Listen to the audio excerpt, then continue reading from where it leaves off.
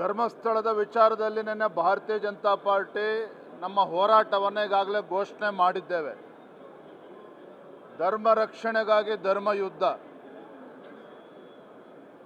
ಇವತ್ತು ರಾಜ್ಯದ ಮುಖ್ಯಮಂತ್ರಿಗಳು, ಉಪಮುಖ್ಯಮಂತ್ರಿಗಳು, ರಾಜ್ಯ ಸರ್ಕಾರದ ಪರಿಸ್ಥಿತಿ ಎಲ್ಲಿಗೆ ಬಂದು ನಿಂತಿದೆ ಅಂತ ಹೇಳಿದ್ರೆ, ಪಾಪ ಸಿದ್ದರಾಮಯ್ಯನವರು ಯಾರೋ ಎಡಪಂಥೀಯ ಶಕ್ತಿಗಳ ಒತ್ತಡಕ್ಕೆ ಮಣಿದು ಧರ್ಮಸ್ಥಳದಲ್ಲಿ SIT ತನಿಖೆಗೆ ಆದೇಶ ಮಾಡಿದ್ರು. ನಾವು ಕೂಡ ಸ್ವಾಗತ ಮಾಡಿದ್ವಿ. ಏನು ಸಿದ್ದರಾಮಯ್ಯನವ್ರು ಕನಸು ಕಾಣ್ತಾ ಇದ್ರು, ಗುಂಡಿ ತೆಗ್ದಂಗೂ ಗುಂಡಿ ಬಗ್ದಂಗೂ ಇವ್ರಿಗೇನೋ ಸಿಕ್ಬಿಡುತ್ತೆ ಅಂತೇಳಿ ಪಾಪ ಇಲ್ಲಿ ವಿಧಾನಸೌಧದಲ್ಲಿ ಕೂತ್ಕೊಂಡು ಸಿದ್ದರಾಮಯ್ಯನವರು ಕನಸು ಕಾಣ್ತಾ ಇದ್ರು. 15-16 ಗುಂಡಿಗಳು ತೋಡಿದ್ರು ಸಹ ಅಲ್ಲಿ ಧರ್ಮಸ್ಥಳದಲ್ಲಿ ಏನೂ ಸಿಕ್ಕಿಲ್ಲ. ಈಗ ಆತಂಕದಲ್ಲಿದ್ದಾರೆ ಸಿದ್ದರಾಮಯ್ಯನವರು, DK ಶಿವಕುಮಾರ್ ಅವರು. ಯಾವ ಮುಖ್ಯಮಂತ್ರಿಗಳು, ಉಪಮುಖ್ಯಮಂತ್ರಿಗಳು ಎಡಪಂಥೀಯ ಶಕ್ತಿಗಳ ಮಾತನ್ನು ನಂಬಿಕೊಂಡು ಧರ್ಮಸ್ಥಳ ವಿಚಾರದಲ್ಲಿ SIT ತನಿಖೆ ಮಾಡಿ ಆ ದೂರುದಾರನಿಗೆ ಒಂದು ಮಾಸ್ಕ್ ಹಾಕ್ತಕ್ಕಂಥ ಕೆಲಸ ಮಾಡಿದ್ರು. ಇವತ್ತು ಮುಖ್ಯಮಂತ್ರಿಗಳು, ಉಪಮುಖ್ಯಮಂತ್ರಿಗಳು ಪರಿಸ್ಥಿತಿ ಎಲ್ಲಿಗೆ ಬಂದಿದೆ ಅಂತ ಹೇಳಿದ್ರೆ, ಆ ದೂರುದಾರನ ಮುಖವಾಡ ಏನೋ ಕಳಚಿ ಬಿದ್ದಾಗಿದೆ. ಆದರೆ ಮುಖ್ಯಮಂತ್ರಿಗಳು, ಉಪಮುಖ್ಯಮಂತ್ರಿಗಳು ಅವರೀಗ ಮಾಸ್ಕನ್ನು ಹಾಕ್ಕೊಂಡು ಇವತ್ತು ರಾಜ್ಯದಲ್ಲಿ ಓಡಾಡ್ತಕ್ಕಂಥ ಪರಿಸ್ಥಿತಿ ಇವತ್ತು ಬಂದು ನಿಂತಿದೆ. ನಾವು ಎತ್ತಿರ್ತಕ್ಕಂಥ ಪ್ರಶ್ನೆ ಇಷ್ಟೇ. ಇವತ್ತು ಈ ಒಂದು ಹಿಂದೂ ಧಾರ್ಮಿಕ ಭಾವನೆಗಳಿಗೆ ಧಕ್ಕೆ ತರ್ತಕ್ಕಂಥ ನಿಟ್ಟಿನಲ್ಲಿ ಇವತ್ತೇನೋ ರಾಜ್ಯ ಸರ್ಕಾರ ಇವತ್ತು ಅವಿವೇಕತನದಿಂದ ನಡ್ಕೊಳ್ತಾ ಇದೆ. ಆ ದೂರುದಾರರ ಹಿಂದೆ ಇರ್ತಕ್ಕಂಥ ಏನು ದುಷ್ಟಶಕ್ತಿಗಳ ವಿರುದ್ಧ ಯಾವುದೇ ಒಂದು ಕ್ರಮವನ್ನು ಕೈಗೊಳ್ತಾ ಇಲ್ಲ. ಅಪಪ್ರಚಾರದ ನಿಟ್ಟಿನಲ್ಲಿ ಸಾಮಾಜಿಕ ಜಾಲತಾಣದಲ್ಲಿ ಏನು ಅಪಪ್ರಚಾರಗಳು ನಡೀತಾ ಇದೆ, ಏನು ಹಿಂದೂ ಕಾರ್ಯಕರ್ತರ ಹತ್ಯೆ ಏನಾರೋ ಒಂದು ಪೋಸ್ಟ್ ಮಾಡಿದ್ರು ಸೋಷಿಯಲ್ ಮೀಡಿಯಾದಲ್ಲಿ ಅಂತ ಹೇಳಿದ್ರೆ 24 ಗಂಟೆಲಿ ಅವ್ನ ಅರೆಸ್ಟ್ ಮಾಡ್ತಾರೆ.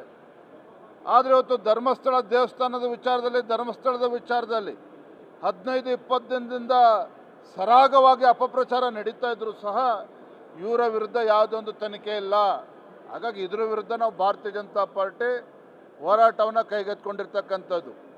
ಮಾನ್ಯ ಮುಖ್ಯಮಂತ್ರಿಗಳು ಸದನದಲ್ಲಿ ಏನು ಚಿನ್ನಸ್ವಾಮಿ ಕ್ರೀಡಾಂಗಣದ ಕಾಲ್ತುಳಿತದಲ್ಲಿ 11 ಜನ ಮರಣವನ್ನು ಹೊಂದಿದ್ರು. ನಾನೇನು ಇವತ್ತು ಮುಖ್ಯಮಂತ್ರಿಗಳು ಉತ್ತರ ಕೊಡಬೇಕಾದ್ರೆ ಭಾಳ ಭಾವುಕರಾಗಿ ಆ ಒಂದು ವಿಚಾರವನ್ನು ಪ್ರಸ್ತಾಪ ಮಾಡ್ತಾರೆ ಅಂದ್ಕೊಳ್ತಿದ್ರೆ, ಭಾಳ ಆರಾಮಾಗಿ ಹರಿಕತೆಯನ್ನು ಹೇಳ್ತಕ್ಕಂಥ ಕೆಲಸ ಮಾಡಿದ್ರು. ರಾಷ್ಟ್ರ ಮಟ್ಟದಲ್ಲಿ, ಅಂತಾರಾಷ್ಟ್ರೀಯ ಮಟ್ಟದಲ್ಲಿ ಯಾವ ರೀತಿ ಕಾಲು ತುಳಿತಾ ಇತ್ತು, ಎಲ್ಲಿ ಸಾವು ನೋವುಗಳಾಯಿತು ಅನ್ನುವ ಡಾಟಾನ ಕೊಡ್ತಾ ಇದ್ರು. ನಾನು ಮಾಧ್ಯಮದ ಸ್ನೇಹಿತರ ಮೂಲಕ ರಾಜ್ಯದ ಮುಖ್ಯಮಂತ್ರಿ ಕೇಳೋದಕ್ಕೆ ಇಚ್ಛಪಡ್ತೇನೆ, ಇವತ್ತು ಸಾವಿನಲ್ಲೇ ರಾಜಕಾರಣ ಮಾಡ್ತಾ ಇರ್ತಕ್ಕಂಥದ್ದು ಭಾರತೀಯ ಜನತಾ ಪಾರ್ಟಿ ಅಲ್ಲ. ಏನು ಹಿಂದೆ ಕೋವಿಡ್ ಸಂದರ್ಭದಲ್ಲಿ ಇದೇ ಚಾಮರಾಜನಗರದಲ್ಲಿ ಆಕ್ಸಿಜನ್ ಶಾರ್ಟೇಜಿಂದ 36 ಜನ ಸತ್ತೋದ್ರು ಚಾಮರಾಜನಗರ ಜಿಲ್ಲೆಯಲ್ಲಿ. ಏನು ಮಾಡಿದ್ರು ಸಿದ್ದರಾಮಯ್ಯನವರೇ, DK ಶಿವಕುಮಾರ್ ಅವರೇ? ರಾಹುಲ್ ಗಾಂಧಿಯನ್ನು ಕರ್ಕೊಂಡು ಬಂದು ಕಳೆದ ಚುನಾವಣೆ ಸಂದರ್ಭದಲ್ಲಿ ಭಾರತ್ ಜೋಡೋ ಯಾತ್ರೆ ಮಾಡಿದ್ರಿ. ಏನು ಭರವಸೆ ಕೊಟ್ಟಿದ್ರಿ? ಭಾರತ್ ಜೋಡೋ ಯಾತ್ರೆ ಸಂದರ್ಭದಲ್ಲಿ ಚಾಮರಾಜನಗರದಲ್ಲಿ ಆ 36 ಜನ ಅವ್ರನ್ನ ಭೇಟಿ ಮಾಡಿ 36 ಜನಕ್ಕೂ ಕೂಡ ಸರ್ಕಾರ ಬಂದ ಮೇಲೆ ಸರ್ಕಾರಿ ನೌಕರಿ ಕೊಡ್ತೀವಿ ಅಂತ ಹೇಳಿದ್ರಿ. ಎಲ್ಲೋಯ್ತು ಸ್ವಾಮಿ? ಸರ್ಕಾರ ಬಂದು 2.5 ವರ್ಷ ಆದರೂ ಸಹ ಇವ್ರ ಯೋಗ್ಯತೆಗೆ ಸರ್ಕಾರಿ ನೌಕರಿ ಕೊಡೋಕ್ಕೆ ಸಾಧ್ಯ ಆಯ್ತಾಗಾದ್ರೆ? ಇಲ್ಲಿ ಭಾಷಣ ಬಿಗಿತಾರಲ್ಲ ಇವತ್ತು ಮುಖ್ಯಮಂತ್ರಿಗಳು.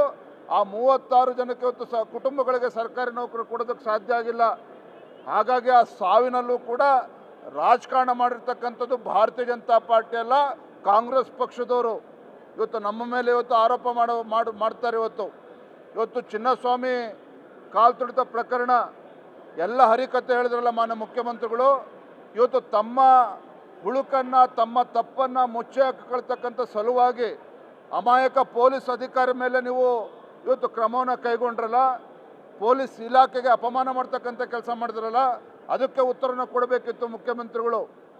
ತಮ್ಮ ತಪ್ಪನ್ನು ಮುಚ್ಚಿ ಹಾಕಿಕೊಂಡು ಇವತ್ತು RCB ತಪ್ಪಿತಸ್ಥರು, KCS ತಪ್ಪಿತಸ್ಥರು, DNA ತಪ್ಪಿತಸ್ಥರು, ಪೊಲೀಸ್ ಅಧಿಕಾರಿಗಳು ತಪ್ಪಿತಸ್ಥರು. ಈ ಜಡ್ಜ್ಮೆಂಟ್ ಯಾರು ಕೊಟ್ಟಿದ್ದಾರೆ?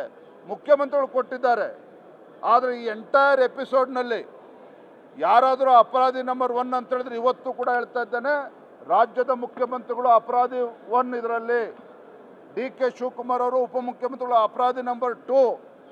ಇವರ ಹುಳುಕನ್ನು ಮುಚ್ಚಿ ಹಾಕ್ಕೊಂಡು ಇವತ್ತು ನಮಗಿಲ್ಲಿ ಭಾಷಣ ಬಿಗಿತಕ್ಕಂಥ ಕೆಲಸ ಮಾಡ್ತಾರೆ. ಇವತ್ತು ಬೇರೆ ಬೇರೆ ರಾಜ್ಯಗಳಲ್ಲಿ, ಯಾವುದೇ ರಾಜ್ಯದಲ್ಲಿ ಅನೇಕ ಪ್ರಕರಣಗಳು ಕಾಲು ತುಳಿತ ಬೇರೆ ಬೇರೆ ಸಂದರ್ಭದಲ್ಲಿ ಆಗಿದ್ದಾವಿಲ್ಲ ಅಂತ ನಾವು ಹೇಳೋದಿಲ್ಲ. ಆದರೆ ಬೇರೆ ಯಾವುದೇ ರಾಜ್ಯದಲ್ಲಿ ಮುಖ್ಯಮಂತ್ರಿಗಳೇ ಇವತ್ತೇನು RCB ಗೆದ್ದಾಗ ಇವತ್ತೇನು ಭಾಷಣ ಬಿಗಿದ್ರಲ್ಲ, ಏನು ಎಷ್ಟು ಜನ ಇದ್ದಾರೆ ಕರ್ನಾಟಕದವರು ಅಂತೇಳಿ. ಸ್ವಾಮಿ ಮುಖ್ಯಮಂತ್ರಿಗಳೇ, ಅವತ್ತು ನಮ್ಮ ವಿಧಾನಸೌಧದ ಗ್ರ್ಯಾಂಡ್ ಸ್ಟೆಪ್ಸ್ ಮುಂದೆ ಇವತ್ತು ಸೆಲೆಬ್ರೇಷನ್ ಮಾಡಬೇಕು ಅಂತೇಳಿ ಸಿದ್ದರಾಮಯ್ಯ ತೀರ್ಮಾನ ಮಾಡಿದ್ರಲ್ಲ, ಅವಾಗ ಗೊತ್ತಿರಲಿಲ್ವಾ RCBನಲ್ಲಿ ಕರ್ನಾಟಕದ ಎಷ್ಟು ಜನ ಪ್ಲೇಯರ್ಸ್ ಇದ್ದಾರೆ ಅಂತೇಳಿ? ತಮ್ಮ ಕುಟುಂಬದ ಸದಸ್ಯನ ಕರೆದುಕೊಂಡೋಗಿ ಅಲ್ಲಿ ಸೆಲ್ಫಿ ಹೊಡಿಸ್ಕೊಳ್ತಕ್ಕಂಥ ಕೆಲಸ ಮಾಡಿದ್ರಲ್ಲ, ಅವತ್ತು ಗೊತ್ತಿರಲಿಲ್ವಾ RCB ಟೀಮಲ್ಲಿ ಎಷ್ಟು ಜನ ಕನ್ನಡಿಗರಿದ್ದಾರೆ ಅಂತೇಳಿ? ಇವತ್ತು ನೆನಪಾಗ್ತಿದೆ ಮುಖ್ಯಮಂತ್ರಿಗಳಿಗೆ. ಇವತ್ತು ಇಂಥ ಒಂದು ದುರ್ಘಟನೆ ನಡೆದಾಗ 11 ಜನ ಅಮಾಯಕರ ಮರಳು ತೀರ್ಕೊಂಡಾಗ ನಿಮ್ಮ ಎಡವಟ್ಟಿನಿಂದಾಗಿ, ಸರ್ಕಾರದ ಎಡವಟ್ಟಿನಿಂದಾಗಿ ಪ್ರಾಣ ಕಳ್ಕೊಂಡಿದ್ದಾರೆ. ಇವತ್ತು ನಮಗೆ ಉಪದೇಶವನ್ನು ಬಿಗಿತಕ್ಕಂಥ ಕೆಲಸ ಮಾಡ್ತಾ ಇದ್ದಾರೆ. ಇವತ್ತು ಚಿನ್ನಸ್ವಾಮಿ ಕ್ರೀಡಾಂಗಣದ ಕಾಲು ತುಳಿತ ಇದು ಮುಖ್ಯಮಂತ್ರಿಗಳು ಸರ್ಕಾರಿ ಪ್ರಾಯೋಜಿತದ ಕೊಲೆ. ಇದರ ಸಂಪೂರ್ಣ ಜವಾಬ್ದಾರಿಯನ್ನು ಮುಖ್ಯಮಂತ್ರಿಗಳು ಉಪಮುಖ್ಯಮಂತ್ರಿಗಳೇ ಹೊತ್ಕೋಬೇಕಾಗ್ತದೆ. ಧರ್ಮಸ್ಥಳದ ವಿಚಾರದಲ್ಲಿ ನಿನ್ನೆ ಭಾರತೀಯ ಜನತಾ ಪಾರ್ಟಿ ನಮ್ಮ ಹೋರಾಟವನ್ನು ಈಗಾಗಲೇ ಘೋಷಣೆ ಮಾಡಿದ್ದೇವೆ. ಧರ್ಮ ರಕ್ಷಣೆಗಾಗಿ ಧರ್ಮ ಯುದ್ಧ. ಇವತ್ತು ರಾಜ್ಯದ ಮುಖ್ಯಮಂತ್ರಿಗಳು, ಉಪಮುಖ್ಯಮಂತ್ರಿಗಳು, ರಾಜ್ಯ ಸರ್ಕಾರದ ಪರಿಸ್ಥಿತಿ ಎಲ್ಲಿಗೆ ಬಂದು ನಿಂತಿದೆ ಅಂತ ಹೇಳಿದ್ರೆ, ಪಾಪ ಸಿದ್ದರಾಮಯ್ಯನವರು ಯಾರೋ ಎಡಪಂಥೀಯ ಶಕ್ತಿಗಳ ಒತ್ತಡಕ್ಕೆ ಮಣಿದು ಧರ್ಮಸ್ಥಳದಲ್ಲಿ SIT ತನಿಖೆಗೆ ಆದೇಶ ಮಾಡಿದ್ರು. ನಾವು ಕೂಡ ಸ್ವಾಗತ ಮಾಡಿದ್ವಿ. ಏನು ಸಿದ್ದರಾಮಯ್ಯನವ್ರು ಕನಸು ಕಾಣ್ತಾ ಇದ್ರು, ಗುಂಡಿ ತೆಗ್ದಂಗೂ ಗುಂಡಿ ಬಗ್ದಂಗೂ ಇವ್ರಿಗೇನೋ ಸಿಕ್ಬಿಡುತ್ತೆ ಅಂತೇಳಿ ಪಾಪ ಇಲ್ಲಿ ವಿಧಾನಸೌಧದಲ್ಲಿ ಕೂತ್ಕೊಂಡು ಸಿದ್ದರಾಮಯ್ಯನವರು ಕನಸು ಕಾಣ್ತಾ ಇದ್ರು.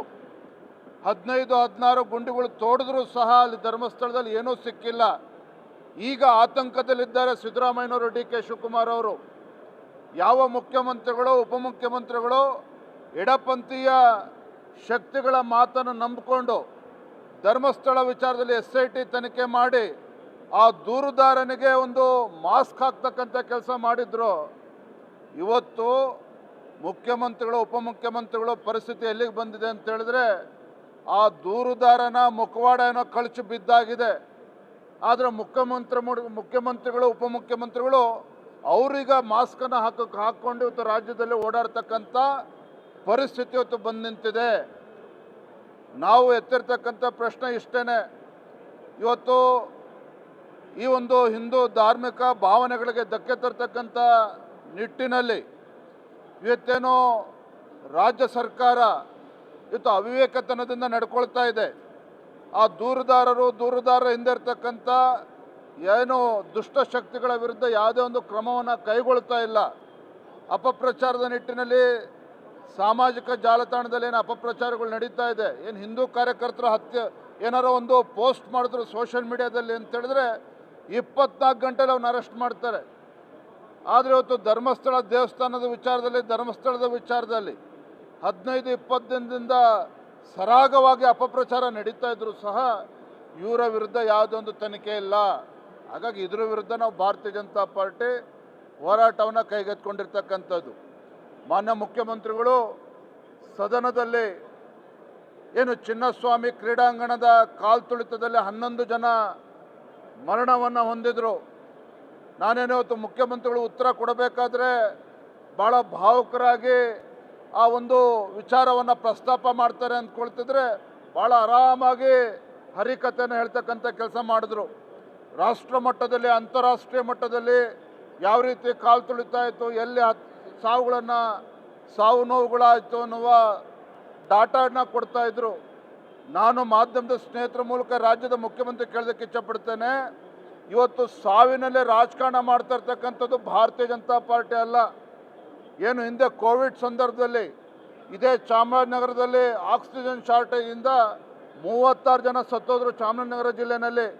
ಏನು ಮಾಡಿದ್ರು ಸಿದ್ದರಾಮಯ್ಯನವರೇ, ಡಿ ಕೆ ಶಿವಕುಮಾರ್ ಅವರೇ? ರಾಹುಲ್ ಗಾಂಧಿಯನ್ನು ಕರ್ಕೊಂಡು ಬಂದು ಕಳೆದ ಚುನಾವಣೆ ಸಂದರ್ಭದಲ್ಲಿ ಭಾರತ್ ಜೋಡೋ ಯಾತ್ರೆ ಮಾಡಿದ್ರಿ.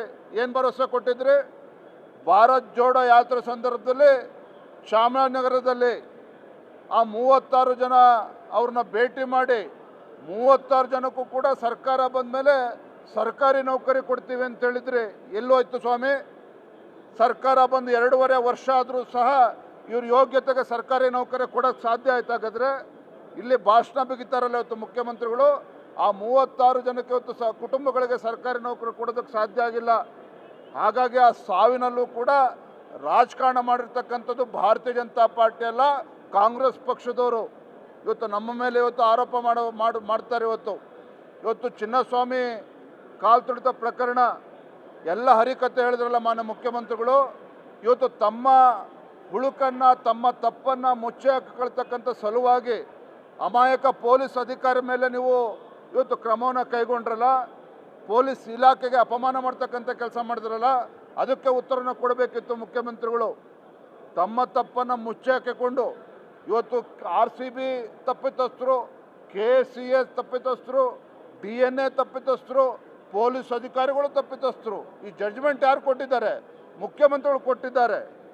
ಆದರೆ ಈ ಎಂಟೈರ್ ಎಪಿಸೋಡ್ನಲ್ಲಿ ಯಾರಾದರೂ ಅಪರಾಧಿ ನಂಬರ್ 1 ಅಂತ ಹೇಳಿದ್ರೆ ಇವತ್ತು ಕೂಡ ಹೇಳ್ತಾ ಇದ್ದೇನೆ, ರಾಜ್ಯದ ಮುಖ್ಯಮಂತ್ರಿಗಳು ಅಪರಾಧಿ 1. ಇದರಲ್ಲಿ DK ಶಿವಕುಮಾರ್ ಅವರು ಉಪಮುಖ್ಯಮಂತ್ರಿಗಳು ಅಪರಾಧಿ ನಂಬರ್ 2. ಇವರ ಹುಳುಕನ್ನು ಮುಚ್ಚಿ ಹಾಕ್ಕೊಂಡು ಇವತ್ತು ನಮಗಿಲ್ಲಿ ಭಾಷಣ ಬಿಗಿತಕ್ಕಂಥ ಕೆಲಸ ಮಾಡ್ತಾರೆ. ಇವತ್ತು ಬೇರೆ ಬೇರೆ ರಾಜ್ಯಗಳಲ್ಲಿ, ಯಾವುದೇ ರಾಜ್ಯದಲ್ಲಿ ಅನೇಕ ಪ್ರಕರಣಗಳು ಕಾಲು ತುಳಿತ ಬೇರೆ ಬೇರೆ ಸಂದರ್ಭದಲ್ಲಿ ಆಗಿದ್ದಾವಿಲ್ಲ ಅಂತ ನಾವು ಹೇಳೋದಿಲ್ಲ.